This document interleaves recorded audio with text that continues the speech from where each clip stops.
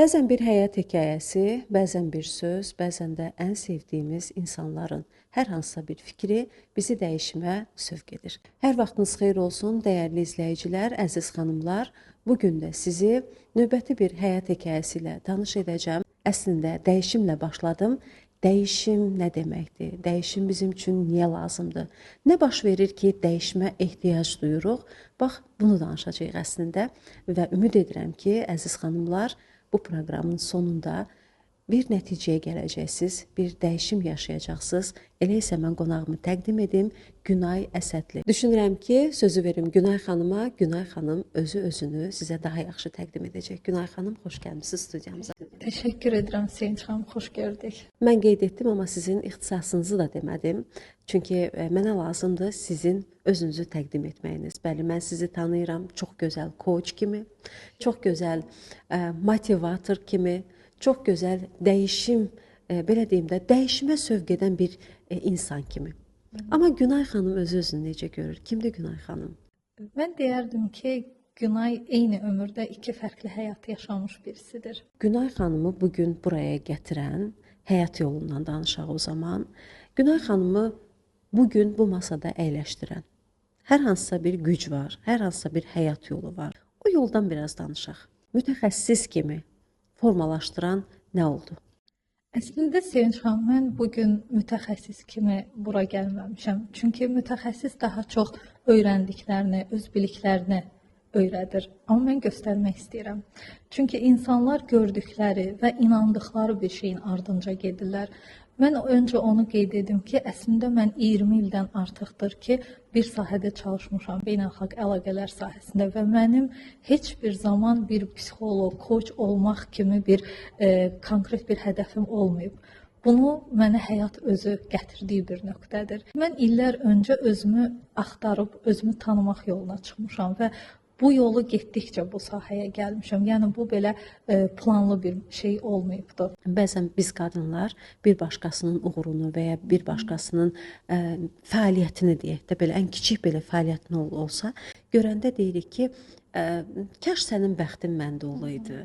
Kaş nə bilim, mənim də pulum olsa, mən də bunu edərdim. Mənim də qarşımda qapılar belə açılsaydı, mən də edərdim.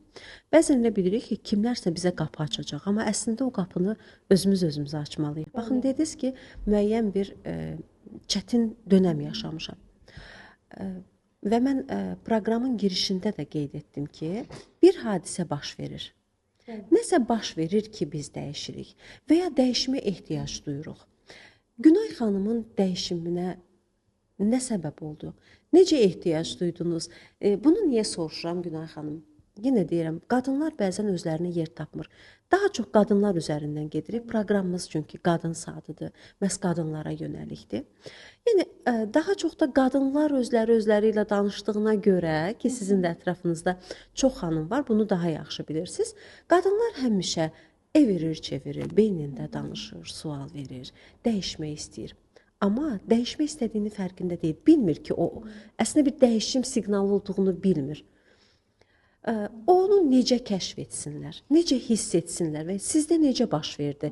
Sizdən yana çıxaraq ola bilsin ki, biz çox gözəl mesaj ötürmüş olarıq xanımlara. Çox gözəl sual verdiniz Sevinç xanım. Əslində həyatda dəyişimi yaradan iki səbəb var. Bunlardan birincisi travmalardır.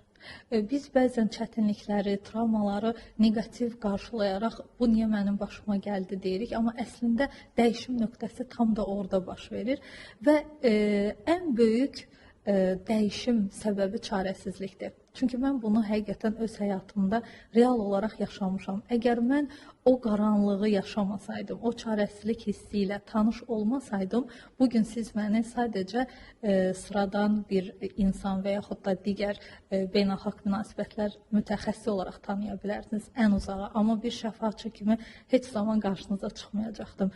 Çünki insanlar bəzən depressiyanı belə çox səhv anlayırlar. Çünki əlbəttə ki, depressiya çox çətin bir andır. Amma amma depressiyada tibbi olaraq insan beyni elə bir sürətlə inkişaf edir ki, o depressiyadan iki cür çıxa bilərsən. Bir, tamamilə dibə batmış şəkildə ki, çox insanlar əslində bu periodu keçir. Amma çox nadir bir təsadüf də olsa, bəzi insanlar depressiyadan çox güclü inkişafla çıxır. Yəqin ki, mən o şanslı insanlardan olmuşam və o çarəsizlik hissində mənim beynim çox qeyri-adi bir şey istehsal etməli idi. Bu düşüncədir. Elə bir düşüncə mənə aid olmalı idi ki, mən oradan özümü çıxardım. Çünki insanın düşdüyü qaranlıqdan sadəcə özü çıxara bilər. Çünki Allah hər birimizə elə bir güc verib ki, o güc bizi qurtaracaq gücdür və bunu başqası edə bilməz.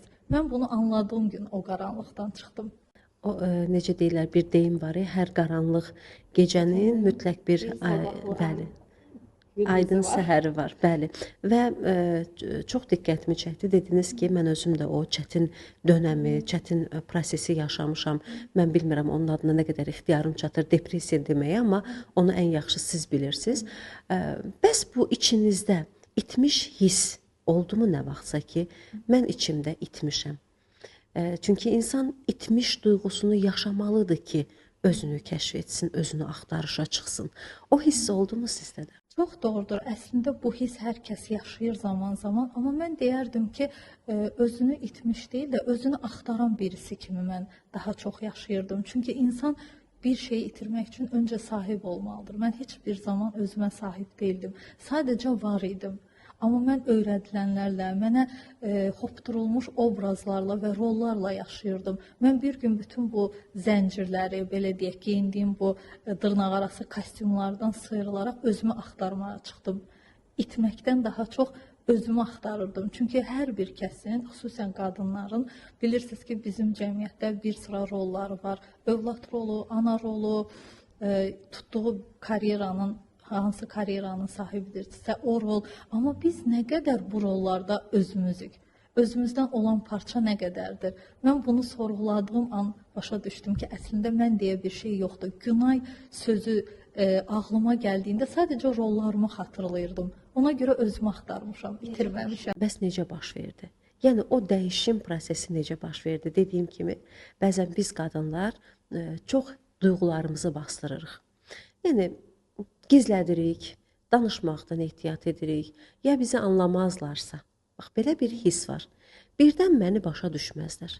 Və bir neçə addım var, onu atmalıyıq. Ya psixoloqa getməliyik ki, bugün çox çətindir o proses, bilmirik. Yaxşı psixoloqa getmək istəyirik, amma əslində yaxşı psixoloqdurmu və hər gördüyümüz də psixoloqdurmu, onu da bilmirik.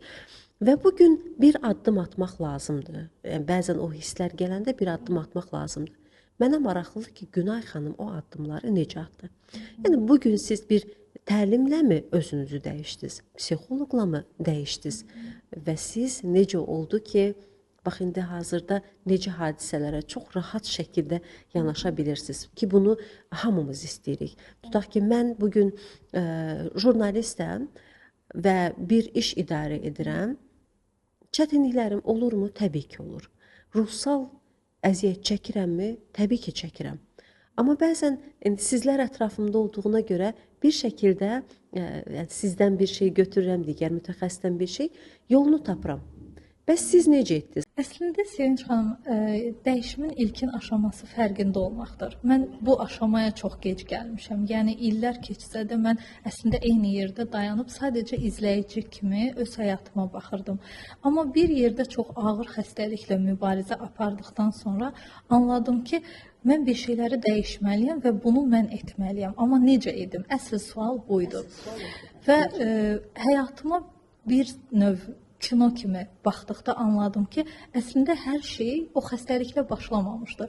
Bu həyatın mənə göstərmək istədiyi bir səhnəcik idi ki, buradan dəyişib çıxmalısan. Bir sınaq idi deyək ki. Bunun fərqində olduğum zaman başa düşdüm ki, əslində mən elə həmişə depressiv, öz hisslərini bastıran, bunlar əslində uşaqlıqdan gəlir, amma mən indi bunun fərqinə varmışam. Yəni bu yeni bir şey deyil. Hətta zaman-zaman düşünürdüm ki, mən genetik depressiya yaşayıram. Çünki bu depressiya məndən başqa da tanıdığım ailə üzvlərimdə, yaxınlarımda var. Bunu anladığım an artıq psixoloqa getmək qərarı verdim. Amma əslində mən heç bir vaxt psixoloqa gedəcəyimi düşünməmişdim. Yəni təbii ki, mən inanmışam, həmişə inanclı olmuşam, bu sahəyə hörmətim olub, amma özümü bir psixoloqa getmək, bir pasient rolunda heç vaxt görmürdüm. Amma iş o yerə çatmışdı ki, mən bu fərqindəliyi bir yerə qoymalıydım. Çünki fərqində olmayan insan üçün yaşamaq çox rahatdır. Çünki komfort zonasından çıxmadan öz həyatını davam edir. Amma mən elə bir yerdə artıq dayanmışdım ki, ya irəliyə getməliydim, ya orada dayanmalıydım. Arxaya gedə bilmirdim. Orada dayanmaq mənə əziyyət verdiyi üçün psixoloqa müraciət etdim. Bəli, çox seanslar almışam. Demək olar ki, hər növ seanslar, psixoloji seanslar, spiritual çalışmalar. Bunlara qatıldıqca həm də çox mütaliə eləyirdim. Mən ümumiyyətlə kitab oxumağı sevən birisi olmuşam, amma psixoloji kitablar daha çox oxumağa başladım. Ondan sonra sırf özümü tapmaq, özümü tanımaq və dəyişdirmək üçün təlimə getdim. Yenə də bir psixoloq olmaq məqsədli deyildi bunlar. Və o cür, yəni sırf psixoloji seanslarla başladı mənim dəyişimim və təlimlər həqiqətən özünü dəyişmək, hardasa bir özünü dərk etmək istəyən xanımlara da bu gün məsləhətim ilk etapda kitab çox oxuyun, çox mütaliə edin. Bunu sosial şəbəkələrdə də sevdiyiniz mütəxəssisləri, bəyəndiyiniz insanları dinləyərək edə bilərsiniz, kitab da oxuya bilərsiniz, fərqi yoxdur. Amma özünüzü dərkin ilkin yolu mütaliədir. Bir cümlə işlətdiniz ki, özünü dərk etmədən yaşamaq ən gözəl, ən rahat yaşamaq yoludur və bu bizim komfort zonamız olur. Niyə çıxaq ki o zonadan? Yəni hər şey yaxşıdır və biz yaşayırıq da. Niyə çıxaq? Niyə çıxmaq istəyək? Çünki əslində hər şeyin daha yaxşısı var. Amma onu tanımadığımız üçün bizə daha rahat gəlir. Amma elə bir dönəm olur ki, Sevinç xanım, o rahatlıq anidən pozulur. Çünki insan özünü tanımadıqca qarşıdakı insanı da tanımır. Və insan fədakarlıq edir, amma fədakarlığından məmnundur. Bu onu incitmir. Yenə də mi deyirsiniz bir yerdə çıxacaq? Bir yerdə çıxır. Çünki düşünün ki, bir insan, deyək ki, 30 yaşı var, onun 20 ilini fədakar yaşayıb və yaxud da 15 il fədakar yaşayır. Amma qarşılığını almadan heç bir insan xoşbəxt ola bilməz. Hətta psixologiyada belə bir fikir var ki, hər bir insan mənfəətli davranır. Hətta o dünya üçün mənfəətli davranaraq bu dünyada namaz qılırıq. Düzdür, mən çox din söhbətlərinə girmək istəməsəm də insanlara bu misalı çəkərək görün nə qədər biz insanlar qarşılıq, gözləntilərimiz olan varlıqlarıq. Bunu çatdırmaq istəyirəm və insan qarşısındakı insana fədakarlıq edərək cavab almırsa, bu bir yerdə partlayacaq. Fərqi yoxdur, 30, 40, 50 bu dünyadan köçənə qədər mütləq bir yerdə o partlamanı yaşayır. Ondan sonra heç nə əvvəlki kimi olmur və daha betər bir vəziyyətə düşür. Xəstəliklər şəklində qayıdır o insana, hansısa bir psixoloji pozuntu yaşayır. Burada artıq o insan təbii ki, dəyişimin fərqində olan insanlar qərar verir ki, dəyişməliyəm. Qarşıdakı insan yox, özümü. Amma çətindir. Çətindir əlbəttə ki, amma mümkündür. Deyirlər ki, dəyişim sancılı bir şeydir. Çox böyük ağrısı var. İnsanı o dibə batırır. Onsuz da o dibdə insan fərqinə varır ki, mən dəyişməliyəm. Bəzən elə bilirik ki, həqiqətən də həyatımızın altı üstünə çevrildi, amma necə deyirlər, nə bilərik. Altı üstündən daha gözəl olmayacaq. Əslində uzun illər komfort zonasında yaşayan, heç bir şeyi dəyişmə ehtiyacı görməyən insanların elə bariz nümunəsi mən özüməm. Çünki mən həmişə stabil bir işim olub, stabil bir həyat tərzim olub və mən heç vaxt dəyişim, nə isə başqa bir şəkildə edim, bir qayğım olmayıb. Bəlkə də ona görə həyat mənə o xəstəliyi, o qaranlıq günləri verdi ki, mən o deyiləm axı. Mən onu oradan anlamış oldum və bu gün əslində bəzi insanlar deyir ki, xəstəliyə necə təşəkkür edək, bizə deyirlər ki, yaşadığım problemə təşəkkür et. Amma mən bunu həqiqətən yaşamışam və illər öncə heç vaxt düşünməzdim ki, mən də bunlara, bu yaşadıqlarıma təşəkkür edim. Amma həqiqətən mən o xəstəlikdən, o apardığım mübarizədən sonra həyatımı dəyişmək qərarına gəlmişəm. Ona görə sizə az öncə dediyim kimi çarəsizlik və çətinlik insanı dəyişdirir. Çox zaman təəssüf ki, biz belə dəyişirik. Amma kaş ki, biz heç çətinliyə düşmədən, bizə biriləri bunu öyrədərək, biz özümüz dəyişmək istəyək. Amma çox zaman belə olmur. Hadisələr danışır həyatımızda. Bu birmənalı belədir. Və biz bəzən oxuya bilmirik.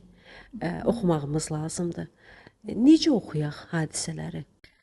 Sevinç xanım, siz məni artıq tanıyırsınız. Mən mükəmməliyyətçi biri olaraq hər zaman nəyisə öyrənmək, görmək və onun ardınca getmək tərəfində olmuşam. Amma bu gün çox fərqli bir yanaşma ilə yaşamağı seçmişəm və sizi inandırım ki, zehin bizi xoşbəxt olmaqdan çox zaman çəkindirir, mane olur. Çünki mən hər zaman məntiqlə davranmağa çalışmışam. Yəni həyatda əgər qarşıma problem çıxmırsa, niyə problem yaradım?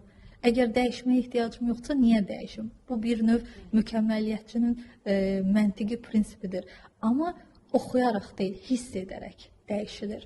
Və bugün həyatımızda deyirsiniz, hadisələr bizə bir şey göstərir. Bunu zehinlə anlamağa çalışsaq, inanın ki, heç nə anlaya bilmərik. Çünki həyat anlamaq yox, yaşamaq və praktika etmək üçün gəldiyimiz bir sahədir.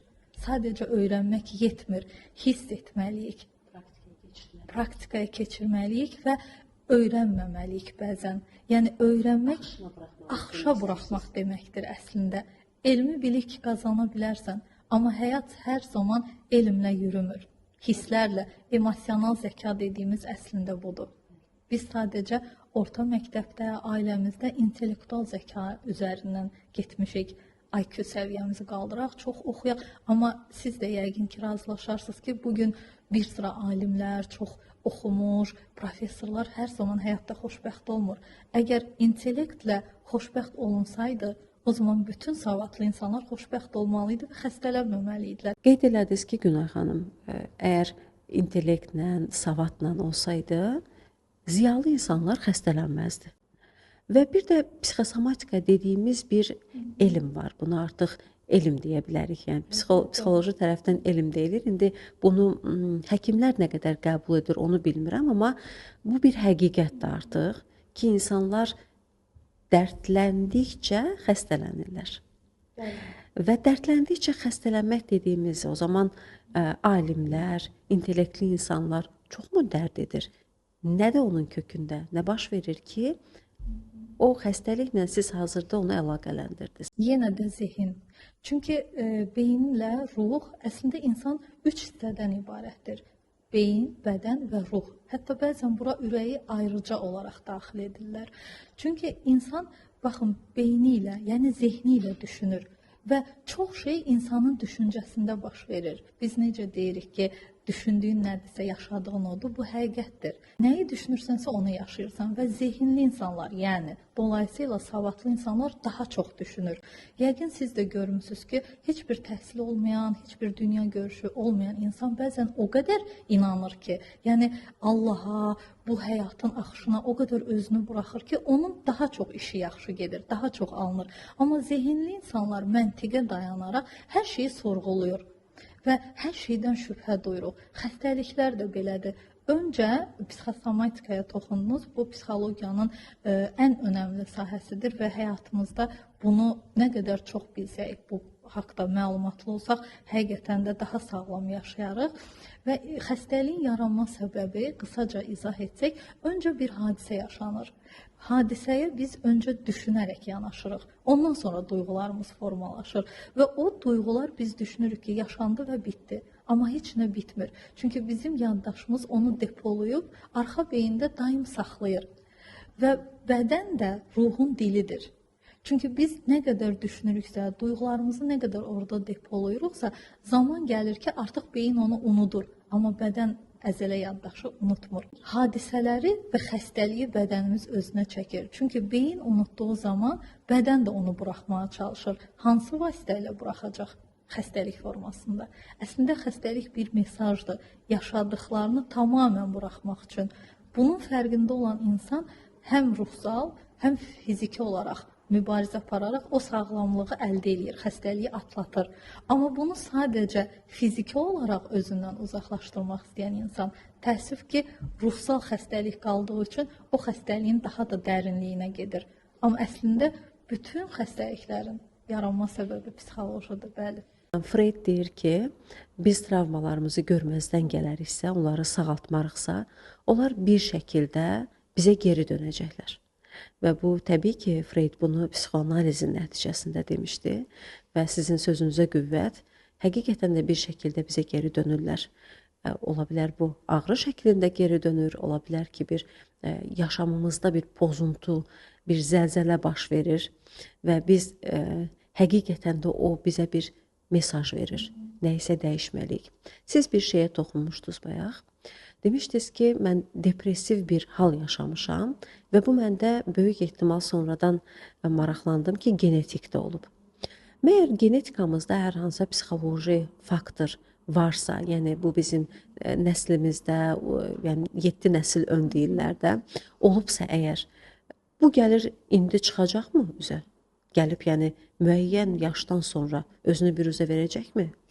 Sevinç xanım, artıq dünya alimləri sübut edib ki, insanlar DNA-ları vasitəsilə sadəcə görüntünü, hansısa bir bioloji xüsusiyyətlər deyil, eyni zamanda duyğuları da nəsildən nəslə ala bilirlər. Təbii ki, mən də bunun uzun illər öncə heç fərqində deyildim.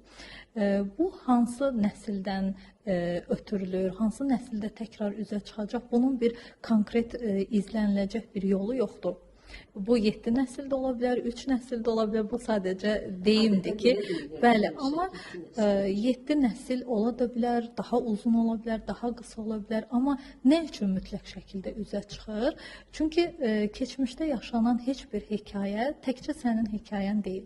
Sənin ananın, onun anasının, yəni dolayısıyla sən artıq dünyaya gələndə sənin içində bir ruh parçası, nəsil parçası olur.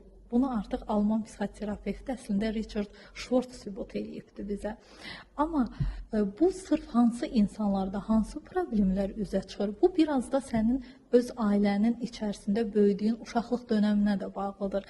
Yəni elə bir problem, hətta genetik bir xəstəlik ola bilər ki, o eyni ailədə bir övladda var, digərlərində olmur. Və yaxud da səndən öncəki nəsildə heç üzə çıxmaya da bilər. Yəni bunun konkret bir xronologiyası yoxdur.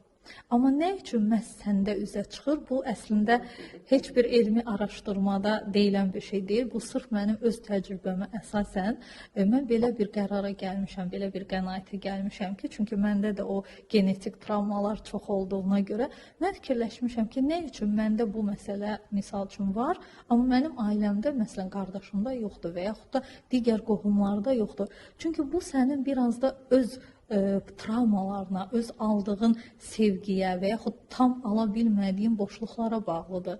Ona görə o problem sırf səndə var, başqasında yoxdur. Bəlkə siz fərqinə varmısınız deyə var. Çünki bayaq da qeyd elədiniz ki, yəni belə götürək də mən doğru deyəcəm sözü.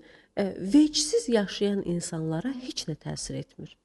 Çünki onlar fərqində deyirlər, nə bilim, nəsə baş verir, hadisə mənə nəsə deyir və ya araşdırım bəlkə mənim nəslimdə var bu problem. Yəni o insan öz vecinə almayanda, yəni çox üzərinə getməyəndə sanki o heç bilmir də, yaşayır sadəcə, üzə çıxmır. Bəlkə biz fərqimizə vardığımız üçün görürük ki, nəslimizdə də varmış. Amma bu hadisənin növünə baxır. Əlbəttə dediyiniz kimi elə hadisələr var ki, məsələn mən indi daha çox fərqində olduğum üçün, hətta gündəlik yaşamımda belə xırda bir şeyi artıq genetik olaraq da biraz analiz edirəm. Amma bir də var ki, xəstəlik, bir də var təkrarlanan qəzalar. Yəni bunun fərqində olsan da, olmasan da üzə çıxdısa, burada bir dayanıb soruşur insan, niyə mən? Niyə dəfələrlə mənim başıma gəlir? Çünki bir də təkrarlanan hadisələr var. Ümumiyyətlə nəsildən nəslə keçən o miras yüklər daha çox təkrarlanan zəncir formasında, yəni üzə çıxır. 5 il, 10 il sonra yenə təkrarlanır, bir aralıq olur. Çünki mən özüm bunu dediyim kimi yaşadığıma görə burada bir dayanıb soruşdum, nə üçün bu belə baş verir? Yəni bu xəstəlikdirsə əgər, daha çox xəstəliklərdə baş verir ki, bunun fərqində olmasan da eyni döngüdən keçirsən. Məsələn, mən öz üzərimdə bunu misal olaraq desəm, mən ümumiyyətlə nəsli şəfalanma terapiyaları olduğunu, bu cür genetik psixologiya haqqında heç bir məlumatım olmadığına görə bu sahə ilə heç vaxt belə ətraflı məlumat almamışdım. Amma bir yerdə gördüm ki, mən özümü çox dəyişdirmişəm, artıq seanslar almışam, hətta artıq peşəkar koç kimi fəaliyyət göstərirəm, amma bir yerdə dayanır. Necə dayanır? Məsələn, illər öncə 5 il, 10 il əvvəl baş vermiş hadisə təkrar yenə mənim həyatımda fərqli obrazda bu dəfə, fərqli hadisə şəklində yenə qarşıma çıxır. Burada artıq təbii ki, məsləhətləşərək bəzi terapist dostlarımın da təklifi ilə ilk öncə ailə dizimi seansları olduğunu bilmişəm. Və ondan sonra mən anlamışam ki, o seanslara getdikdən sonra əslində bunun təkrarlanması nə fərqindəliyə, nə insanın həyat tərzinə baxmır. Əgər kökdə bir tamamlanmamış duyğu varsa, o xəstəlik şəklində nəsildən nəslə ötürülür. Və bu təkrarlanır və bunun nəsildə qurbanları var. Amma qurban dediyim həm də şəfaçılardır. Çünki hər nəsildə istər xəstəlik olsun, istər qəza hadisələri olsun, küllü miqdarda pul itkisi, cinayətlər, bunu dayandıran şəfaçı nəsil nümayəndələri var. İlk öncə mən buna qurban kimi yanaşmışdım ki, özümü də onlardan biri olaraq görürdüm. Amma sən nəsildəki o hadisəni artıq durdurursansa, deməli sənin daha böyük məsuliyyətin var və sən şəfaçısan. Çox maraqlı bir məqama toxundunuz. Nəsildəki bu təkrarlanan hadisəni durdurmaq dediniz. Baxın, sizin yanaşmanızda mən həmişə fərqli bir şey görürəm və indi də bir daha yəni özümə təsdiqlədim ki, həqiqətən də fərqli yanaşırsınız siz. Tamamilə fərqli yanaşırsınız bu coaching sahəsində. Bəzi koçlar amma deyir ki, sən fərqinə var sadəcə və buraxacaqsan. Amma siz deyirsiniz ki, hadisəni durdurun. Yəni biz bu gündən o nəslə gedib dönüb necə o hadisəni durdura bilərik? Bu fərqinə varmaqdırmı, yoxsa həqiqətən də hadisəyə müdaxilədirmi? Çox gözəl yanaşmadır bu əslində. Bəzi koçlar da dediyi kimi sən fərqinə var, burax dediyimiz genetik mövzulara aid deyil və hər zaman problem sənin öz mövzun deyil. Biz alışmışıq ki, klassik psixoloji seanslarda biz sadəcə öz mövzumuzu, öz problemimizi aparıb oradan şəfalanırıq. Amma bu səninlə mi başladı? Bəzən səninlə başlamır. Çünki bunun bariz nümunələri əslində eyni nəsildə təkrarlanan uşaq ölümləri, qəzalar, xəstəliklər, bunları görəndə bir anda olsa hər insan şübhə edir ki, bəlkə heç bu məndə başlamayıb, məndən öncə də var idi. Səndən öncə başlaya bilər, amma səndən sonra davam etməyə bilər. Və nəsli şəfalanma seansları digər seanslardan da elə ən böyük fərqi budur ki, sən sadəcə özünü yox, özünlə bərabər bir neçə insanı şəfalandırırsan. Bu demək deyil ki, sən onları da özünlə birlikdə seans aparırsan. Amma sən hadisəyə dediyiniz kimi müdaxilə edib özündə dəyişdirirsənsə, sənin övladların artıq onu daşımaya bilər. Bu həm mövzuya, həm problemə baxır. Əlbəttə ki, hər problemdə bunu demirik. Çünki insanın özünə xas olan problemlər var, bir də genetik problemlər var. Biz adətən hər hansısa bir necə deyirlər o xəstəliklər olanda soruşuruq ki, nə bilim, anamızdan soruşuruq, nənəmizdən soruşuruq ki, nəslimizdə bu xəstəliyi daşıyan kimsə vardımı? Amma heç psixoloji məsələlərdə bunu soruşmuruq. Amma əslində demək ki, psixoloji hadisələrdə də bunu soruşmaq lazımdır. Əgər demək ki, hadisələr təkrarlanırsa, artıq nə bilim, nələrsə heç xoşa gəlməyən şeylər dönüb-dönüb mənim başıma gəlirsə, demək ki, bir dönüb nəslə baxmaq lazımmış. Bir də insanlar, Sevinç xanım, çox məlumatsızdırlar. Məsələn, biz hələ də xəstəliklərin yaranma səbəblərini bilmirik. Məsələn, konkret bir xəstəliyin konkret öz travması var. Bu bütün hadisələrdə belədir. Əgər biz nəsli şəfalanmadan danışırıqsa, əgər nəsildə davamlı olaraq bir pul itkisi, mal-mülk itkisi varsa, orada bunun fərqində olan insan, xüsusilə mütəxəssis bilir ki, o nəsildə bir haqq yeyilib. Məsələn, bunun mövzusu budur. Orada biz dönüb artıq kimlər bunu yaşayıb deyil, nə hadisə baş verib ki, biz davamlı bunu yaşayırıq, sormalıyıq. Əslində doğru sual bu olmalıdır. Və yaxud ən ağır xəstəliyi götürək, onkoloji xəstəliyi. Təbii ki, onkoloji xəstəliyin də bölgəsinə görə, bədənin orqanına görə travması dəyişir. Burada soruşmalı olduğumuz şey, bu xəstəlikdən daha başqa insan da əziyyət çəkirdimi nəsildə? Bu olmamalıdır. Görəsən, bu xəstəliyi yaradan hansı duyğuları yaşayıb nəslimiz ki, biz də bunu davamlı olaraq daşıyırıq. Yəni, qısacası xəstəliyə xəstəlik kimi yox, bir duyğu kimi baxmağı öyrənməliyik. Hansı hadisə yaşandı ki, biz bu duyğudan artıq ruhumuz bu xəstəliyi bizə bir mesaj olaraq verdi. Bu cür yaşamaq, yəni bu qədər suallar vermək, bu qədər öz üzərimizdə işləmək, bir hadisə baş verdi, bu qədər yəni titiz yanaşmaq hər şeyə bizdə sonra digər problemlər yaratmaz ki, yəni digər psixoloji problemlər. Sevinç xanım, baxın, biz hər zaman nə demişik? İnsan yarımçıq bilikli olmaz. Yəni ya bir şeyi tam bilməlisən, ya da heç bilməməlisən. Məsələn, çox insan bilir ki, hər şeyin səbəbi psixolojidir, hər şeydə xəstəliklərin altında dayanan bir travma var, amma daha çox travmaya fokuslanırlar. Onu yaradan duyğunu qoyub kənara, artıq bunun travmasını çözüb orada başlayırlar qorxmağa. Qorxduqları üçün əslində şəfalanmırlar. Yəni burada məlumat azlığı olan insanlar yarımçıq qoyur məlumatı. Artıq onun ardınca getmir. Başlayır oradakı travmanı daha çox onun qorxusunu yaşamağa, onu başqa insanlarla müzakirə etməyə. Amma doğru olan odur ki, əgər axıra qədər məlumat alsa, o başa düşər ki, zehinlə bunun mübarizəsini apara bilməzsən və həyata axışa buraxmalısan. Hər zaman dediyim kimi titiz davranıb, hər şeyin üzərinə fokuslanmaq deyil, biraz da axışa buraxmaq. Məsələn, xəstəlikdən danışdıq, bəzən biz xəstəliyə tabe ol deyirik. Bu kənardan nə qədər təəccüblü səslənsə də, biraz insana inandırıcı gəlməsə də, xəstəliyə təslim ol, o demək deyil ki, sən xəstəliyi artıq kənara qoyub mübarizə aparma, tibbi müalicə alma, amma xəstəlik sənə demək istədiyi var. Təslim ol, o deməkdir ki, onu duy. Bəli, qəbula keçməlisən, amma İnsanlar var ki, başqa adamların xəstəliyini eşidib qorxuya düşür, gedib müayinə olurlar, analiz verirlər. Axı o insanın həyatının sınağı odur. İstənilən halda insan problemini də olsa, yəni bu tək xəstəliyə aid deyil. Biz bir şeyi dərk edib qəbul etmədikcə o düzəlmir. İlk öncə həyatda başına nə gəlirsə, bunun sənə verəcəyi bir mükafat var, bir dərs var. Bunu qəbul edib nəticəni gözləməlisən. Hətta xəstəlik olsun, hər hansı bir dəyişim prosesi olsun, heç bir fərqi yoxdur. Sən etməli olduğunu edib gözləməyi bacarmalısan.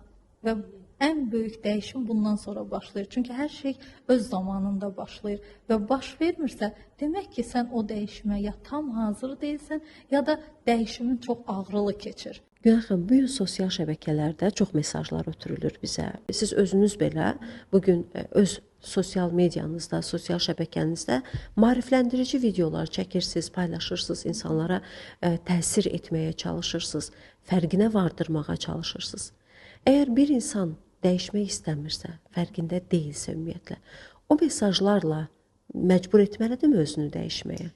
Xeyr, əlbəttə ki, bu məcburiyyət deyil, amma mesaj aid olduğu insanı özü tapır. Əgər o sənin qarşına çıxdısa, hansısa mütəxəssisin dəyişim çağırışı və yaxud da hansısa bir maarifləndirici fikri sənə toxunursa, sənin ruhuna, sənin orada bədənin bir reaksiya verəcək. Ola bilər fərqində deyilsən.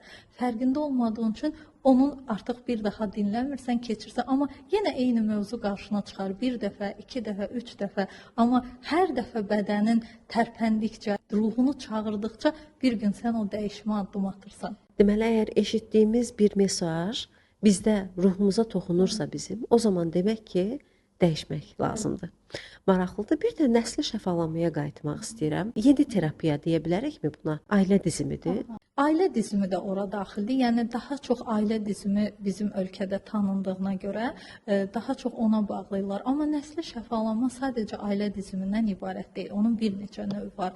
IFS çalışması var, içindəki parçalar çalışması, Gestalt özü nəsli şəfalanmada istifadə olunur, transaksional analiz, hətta ailə diziminin özünün belə müxtəlif növləri var. Təəssüf ki, bizim cəmiyyətdə ümumiyyətlə nəsli şəfalanma sözü belə yəni daha az istifadə olunur mənim bildiyim qədərlə. Amma bunu sadəcə ailə dizimi ilə məhdudlaşdırmaq çox haqsızlıqdır deyərdim. Çünki düzdür, ailə dizimi onun böyük bir qolunu təşkil edir. Amma ondan başqa da bir sıra çalışmalar var.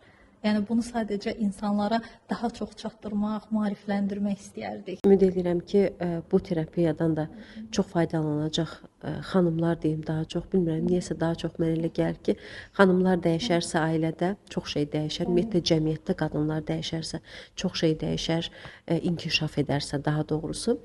Digər bir mövzuya keçmək istəyirəm. Xəyal etmək dediniz çıxışımızın əvvəlində. Çox diqqətimi çəkdi. Xəyal etmək əslində bizə nəsə qazandırırmı? Gəlin sualı konkret qoyum. Xəyal etmək Günay xanıma nələr qazandırdı? Doğru xəyal etmək qazandırır. Çünki bəzən hətta seanslara belə xanımlar gələndə deyirlər ki, mən həyatımdan məmnunam. Niyə məmnunuq Sevinç xanım? Çünki biz daha yaxşı versiyamızı tanımırıq. Çünki görməmişik. Bizə elə gəlir ki, özümüzü tanıyırıq, amma bizə tanıtdırılan bizi tanıyırıq və bu məndə də təbii ki belə olmuşdu. Amma biz özünün ən mükəmməl versiyanı yarat, xəyal et dediyimizdə sənin uşaqlıqda fikrində qurduğun, kimdəsə gördüyün, hansısa bir kinoda izlədiyin, kitabda oxuduğun obraz deyil. Sənin özünə ehtiyacın olan hansı versiyan var? Amma bunu insanlar bəzən seanslardan öncə həqiqətən dərk edə bilmir. Çünki bir insan heç vaxt yemədiyi bir meyvənin dadını bilmədiyi kimi, onun həyatın axarında seanslardan sonra hara gedib çıxacağını da bilmir. Bəzən mən öz təlim dostlarımla söhbət edəndə çox qorxuram deyirdim. İçimdən hansı günah çıxacaq? Çünki mən də bilmirəm. Çox qəribə bir şeyə toxundunuz. Düzdür, hələ ki cavabımı ala bilməmişəm, alacağam, amma özümü saxlaya bilmədim. Məyər deyirsiniz ki, biz baxdığımız filmdən, oxuduğumuz kitabdan, gördüyümüz hər hansısa obrazlardan formalaşdırmışıq özümüzü? Əlbəttə ki, hər şeydən bizim şuuraltımız onsuz da 0-6 yaş arasında formalaşır. Bunun çox böyük qismi, 50%-dən çoxu anamızdan, daha doğrusu ailədə gördüklərimizdən gəlir. Digər yarısı, yarıdan biraz az deyək, bir 30%-i sosial cəmiyyətdən gəlir. Yerdə qalır 10%. Düşünün, biz nə qədər özümüzük. Axı bizim, məsələn, adicə salona gedirik, deyirik ki, saçımı uzun görmək istəyirəm, rəngini belə et, o cür et və kimsə bizə deyəndə ki, yaraşırmı sənə? Biz bunu görmədən heç vaxt dəqiq deyə bilmirik. Həyat da belədir. Sən yaşamadan, həyatın axışında o prosesi görmədən deyə bilməzsən sən kimsən. Amma o zaman yeni versiyamız həqiqətən də risklidir. Çox risklidir, amma riski sevmədən də nəticəni görə bilmirsən və qəhrəmanlıq hər zaman riskli addımlardadır. Cavabımı aldım buradan, bir mesaj aldım. Mənə çox maraqlı idi ki, dediniz və diqqətimi həqiqətən də çəkdi ki, sual da yarandı məndə. Görəsən mən hansı obrazlardan ibarətəm? Çox maraqlı gəldi. Ən qısa zamanda yeni versiyamı, biraz amma şey gəlir adama, yeni versiya yaratmaq, illərlə bu yaşa kimi bildiyin özünün versiyanla yaşayırsan, yəni olduğun kimi, indi bir də təzədən versiya yaratmaq, sanki qəbul olunmazsan, sanki çətin olur. Mən sizə bir şey deyim ki, həm öz həyatımda, həm də bir sıra danışanlarımın həyatında dəyişimdən sonra bir yalnızlaşma baş verir. Öncə çox qorxurlar və mənə təkrar yazıb və yaxud da deyirlər ki, hər kəs sanki bir yerə çəkildi və mən özümü tək hiss edirəm. Baxın, təklik, yalnızlıq başqadır, amma müdrikləşmə bir başqadır. Müdriklik onsuz da təklikdən gəlir. Bu yalnızlıq hissi deyil. Çünki bir arada, məsələn, 30 yaşın varsa, 30 il insanlar səni bu cür görüb, bu cür sevinci olaraq qəbullanıblar. Birdən-birə qarşılarında heç tanımadıkları bir başqa obraz çıxır, başqa sevinc. Bunu hətta sənin özünün belə qəbul etməyin üçün müəyyən bir zaman lazımdır. Amma inandırım ki, insan özünün istədiyi yeni versiyasını yaratdıqdan sonra o nə qədər qəbul edilir, onu nə qədər sevəcəklər, bunları heç sorğulamır. Çünki ehtiyacı olan öz sevgisidir. Qayıdım sizə verdiyim bayaqki suala ki, Günay xanım qurduğu xəyalımı yaşayır hazırda? Əslində bəli, xəyal etməlisən, amma dediyim kimi iki cür xəyal var. Öncə sadəcə xəyal etməyi öyrənirsən. Sonra o xəyalın, belə deyək, o yeməyin duzunu, istiotunu qatdığın kimi ora doğru xəyalları qatırsan. Mən doğrudan da hansı versiyamı istəyirəm? Çünki doğru xəyal etməyi vizuallaşdırma deyirik biz buna. Vizualizasiya prosesini seanslarda öyrədirik. Çünki bizə o qədər öyrətməyiblər ki, biz bəzən doğru xəyal belə edə bilmirik. Məsələn, mən sual versəm ki, bizim dövrümüzdə, bizim yaş dövrümüzdə hansı bir qız uşaq ikən özünün gəncliyini düşünəndə özünü gözəl bir qadın kimi görürdü. Özünün bədən orqanlarını xəyal edirdi ki, bu yer bu cür olsun, saçlarım belə olsun. Bunu dilə gətirmirdik. Xəyal edirdik, amma çox vaxt utanırdıq. Bizə elə gəlirdi ki, burada bir ayıb bir şey var. Və ona görə o dişil enerji dediyimiz tərəfimiz çox zaman aşağı olur. Yəni enerjimizi qaldırmağı biz düşünürük ki, sadəcə hansısa bir salona getsək, gözəl geyinsək, amma daxildə özünü qadın kimi hiss etmirsənsə, artıq sənə heç bir şey kömək edə bilməz. Buna görə biz deyirik ki, doğru xəyal, cəsarətli addım. Və burada vurğulamaq istədiyim bir şey var ki, biz daha çox sevgidən danışırıq. Qadın özünü sevməlidir, özünə dəyər verməlidir, amma heç şəfqət hissini dilə gətirmirik. Çünki bizim ən böyük problemimiz özümüzə şəfqət hissi bəsləyə bilməməyimizdir. Bu hissdən məhrumuq biz. Və şəfqət hissi qayğı deyil. Biz özümüzə baxırıq, xəstələnməmək üçün qayğımıza qalırıq, amma biz səhv etdiyimizdə nə qədər özümüzə mərhəmətlə yanaşıb, tamam, bu səhvimizdən dərs çıxarıb yolumuza dönə bilərik deyirik. Biz birinə desək ki, sənin şəfqət hissin varmı? Deyəcək ki, əlbəttə var. Amma soruşsaq ki, özünə onu edirsən, yəni özünə şəfqətlə yanaşırsanmı, orada artıq sual yaranacaq. Çünki hər birimizdə şəfqət hissi var, yəni insan olaraq. Amma baxır biz onu harda istifadə edirik? Biz başqalarına şəfqətliyik. Biz heyvana şəfqətliyik, insanlara şəfqətliyik, doğmalarımıza şəfqətliyik. Amma həqiqətən özümüzün yadına düşmürük. Günahım, bir mənalı belədir. Özü ilə həqiqətən də şəfqətli davrana bilməyən insanın başqalarına göstərdiyi şəfqət saxta gəlir. Əslində şəfqət hissini tanımadığı üçün bəsləyə bilmir. Çünki biz düşünürük ki, bunu qarşı tərəfdən alaq. Amma insanlar bizim həyatımızın yansımasıdır, bizim öz aynalarımızdır. Əgər biz bugün öz səhvimizi özümüz bağışlaya bilmiriksə, özümüzə dediyiniz kimi sığal çəkə bilmiriksə, bunu qarşı tərəf bizə verə bilməz. Çünki bunun ən böyük mənbəsi bizim öz içimizdədir. Və biz bu hissi tanımadığımız üçün biz sadəcə sevgidən danışırıq. Sadəcə başqa insana qarşı olan münasibətimizdən danışırıq. Bəs özümüz? Sualı indi belə qoysam, Günay xanım özünə nə qədər şəfqətlidir? Mən doğrusunu etiraf edəcəm ki, mən şəfqəti sadəcə son 2-3 ildə öyrənmişəm. Bu həqiqətən belədir və bunu mən inkar edə bilmərəm. Çünki mən o qədər mükəmməliyyətçi bir insan olaraq özümü qınamışam. Adi bir şeylərdə, adi kiçik səhvlərdə belə daim özümü içəridə sanki bir mühakimə edən tərəfim var. Onu heç vaxt sustura bilməmişəm. Amma bugün səhv edəndə o dəqiqə xatırlayıram. Şəfqətli Günayı çağırıram. Biraz mənə dəstək olsun. Sən səhv edə bilərsən. Çünki heç kəs ideal deyil. Heç kəs mükəmməl həyat tərzinə sahib deyil. Yəni bunu ən son öyrəndiyim üçün öz yanıma gələn, müraciət edən xanım danışanlarda da tətbiq edirəm. Onlara ilk öncə şəfqəti öyrədirəm. Yəni sevgi mənim ikinci məsələmdir. Günay xanım, nə zaman düşündünüz ki, artıq missiyanız yalnız özünüz deyilsiniz? Özünüzü inkişaf, özünüzə qayğı, özünüzü dəyişmək deyil, mən tamam, artıq başqalarına da təsir göstərməliyəm. Başqalarına da bildirməliyəm ki, öz yeni versiyanızı yaradın. Nə zaman baş verdi?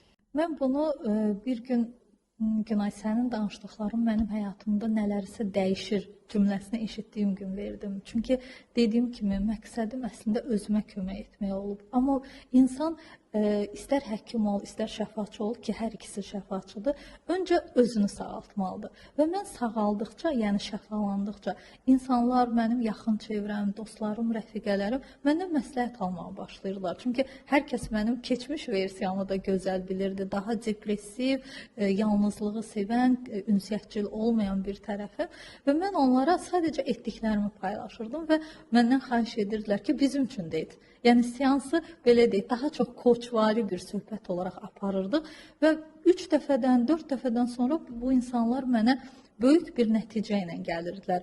Orada mən təlimlərə yenə başlayırdım, davam edirdim, bu təlim, o təlim və bir gün qərar verdim ki, mənim səsim daha çox insana çatmalıdır, daha çox qadın xüsusilə. Çünki mən əziyyət çəkərkən mənəvi dəstəyim olmayıb. Heç kəs mənə öyrətməyib ki, sən əslində dəyişim yolundasan və mən əslində o zaman düşünürdüm ki, bir vaxtlar mənim kimi çarəsiz və dəstəksiz olan, yəni mənəvi dəstəksiz olan qadınlara əslində mən daha çox kömək ola bilərəm. Çünki onlar tək deyil, mən tək olmuşam.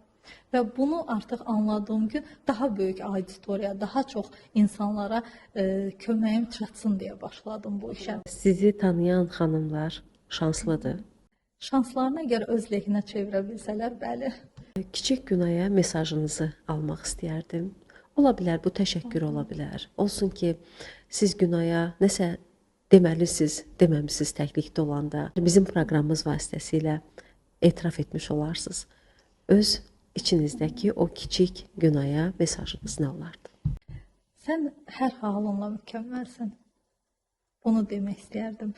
Çünki əgər o Günay olmasaydı, onun ağrıları, onun yaşadıkları olmasaydı, mən bugünkü Günay olmazdım. Ona təşəkkür etmək istəyirəm və hər halıyla artıq qəbulumdur. Biz bəzən uşaqlığımızı sadəcə xəyal edirik. Amma heç vaxt o sığalı onun başına çəkmirik. Bəzən öz əlimizlə öz uşaqlığımızın başına sığal çəkməyimiz çox elə şəfa verir bizə. Mən dərin təşəkkürümü bildirirəm sizə. Təkrar görüşmək ümidi ilə siz də öz izləyicilərinizlə sağollaşın. Mən də sizə çox təşəkkür edirəm Sevinç xanım, belə gözəl proqrama dəvət etdiniz məni. Xanımlara əsasən onu demək istəyərdim ki, özünüzə zaman ayırmağı unutmayın və həyatın dəyişimindən qorxmaq lazım deyil. Sadəcə axında qalın. Bu qədər. Ruhunuzu dinləmək, o ruhun səsini eşitmək və axında qalmaq. Təşəkkür edirəm. Mən də izləyicilərlə həmişə olduğu kimi qonaqlarımın fikri ilə sağollaşacağam. Günay xanım da qeyd etdi. Həyatınızı hər daim axışına buraxın. Əgər dəyişməlisinizsə, bu sizin içinizdə bir şəkildə özünü göstərəcək və sizə, necə deyək, mesaj verəcək ki, məni dəyiş. Ən gözəl versiyamızı yaratmaq ümidi ilə özünüzə yaxşı baxın.